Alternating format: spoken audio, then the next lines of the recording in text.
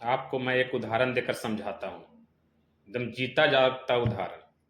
विनोद कांबली को आपको याद होगा, दुनिया के सबसे महान बल्लेबाज, दुनिया के सबसे खतरनाक बैट्समैन।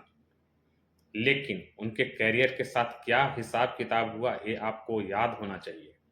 उनको किस तरह से मानसिक परेशानी को झेलना पड़ा, किस तरह से उनको जातिवाद को झेलना पड़ा, क्योंकि वो एससी समाज से आते थे। दूसरा सबसे शानदार बैट्समैन, सबसे सुपर ऑलराउंडर, जो कि सहारा पत्रिका ने उनको और टाइम्स पत्रिका ने छापा था जेपी यादव के बारे में, दुनिया के सबसे बेहतरीन ऑलराउंडर बैट्समैन। उनके साथ क्या हुआ, क्या राजनीति हुआ क्रिकेट के इतिहास में, आपको पता होना चाहिए। अंदरूनी बात आपको पता नहीं लगे, क्योंकि इन मनुवादियों, जो पेपर वाले हैं, ये सब न्यूज़पेपर वाले, इन मनुवादियों कभी ये चीज़ छापेंगे नहीं। जेपी यादव आज होते तो दुनिया के सबसे बेहतरीन बैट्समैन होते और ऑलराउंडर होते, और दुनिया के क्या वो क्रिकेट हिस्ट्री में उनके जैसा बैट्समैन नहीं होता, और क्रिकेट का भगवान आज जेपी यादव को कहा जाता। लेकिन जेपी यादव के साथ क्या हुआ आपको पता होना चाहिए। उनके इतिहास के साथ किस तरह से खेला गया, उनके कैरियर के साथ किस तरह से खेला गया, ये आप सीख लेना इससे। तो जागरूक होने की ज़रूरत है, और अपना आवाज़ बुलंद करने की ज़रूरत है, एकजुट होने की ज़रूरत है, संघर्षरत होने की ज़रूरत है। तभी आपका अपना हिस्सा और अपना अधिकार मिलेगा। और या भी जितने सारे लोगों को क्रिकेट में एंट्री है, उसका आप इतिहास और उसका विकिपीडिया सर्च करना, किसी के बारे में। जैसे आप आज एक डेट में आप देख लो, विकास दिव्या कीर्ति की इस तरीके से मैंने कि शो किया जाता है कि जैसे कुछ रामबाण बोलने जा रहा है, कुछ ऐसा चमत्कार बोलने जा रहा है। लेकिन क्या आपको लगता है विकास दिव्या कीर्ति आज तक कोई सामाजिक कल्याण की बात किया, कोई ऐसा संस्था खोला जिसमें लाखों बच्चे फ्री में पढ़ रहे हैं? विकास दिव्या कीर्ति के कोचिंग में लाखों 2 लाख रुपया फीस होता है। क्यों ना वो 100-200 बच्चों को, गरीब बच्चों को फ्री पढ़ा देते हैं।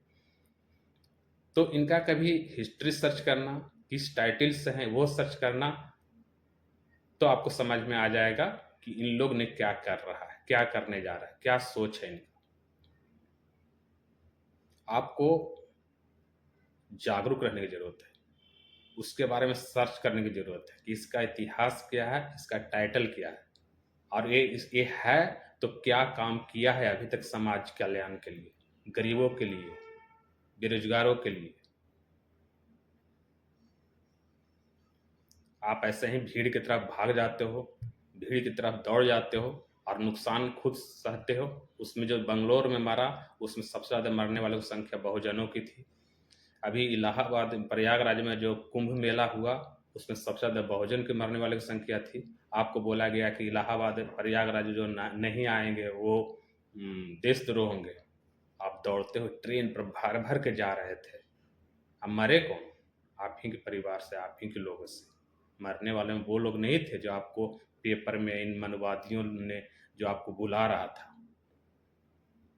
मरने वाले होते हैं गरीब, किसान, आम जनता। लेकिन बुलाने वाले सिर्फ एक शब्द बोल देते हैं कि आओ, स्नान करो और अपना पाप से छुटकारा पाओ। ऐसा नहीं होता है। कहा जाता है कि दुनिया में सबसे बड़ा कोई है तो माँ बाप है। माँ बाप भगवान का रूप होता है। आपको दुख में, दर्द में, सुख में, हर जगह आपके साथ खड़ा होता है। तो जो हर जगह साथ खड़ा हो, वही आपके लिए भगवान है। क्या आपको कभी बुखार लगता है तो दवा लेके भगवान आता है? क्या आपको पैसे की जरूरत होती है तो भगवान आपको पॉकेट में पैसे डालने आता है? तो ये जानबूझ के भगवान का एक नया रूप दिया गया, एक नया शब्द दिया गया, जिससे कि दुकानदारी अच्छी खासी चलती रहे, और चल भी रही है। साउथ के जितने सारे मंदिर में उसमें लाखों लाखों करोड़ों का इनकम होता है, और वो पैसा आखिर जाता कहाँ है?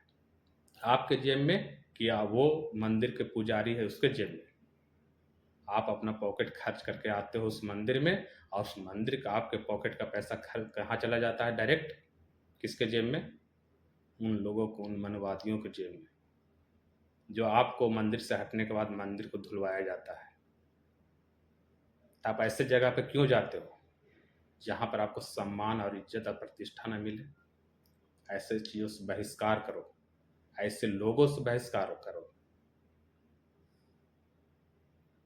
मैं आपको एक बार और कहूँगा, शिक्षा की तरफ फोकस करो, तभी आप इस चीज़ को सोच पाओगे, अदरवाइज आपको सोचने की क्षमता विकसित नहीं हो पाएगी। Thank you.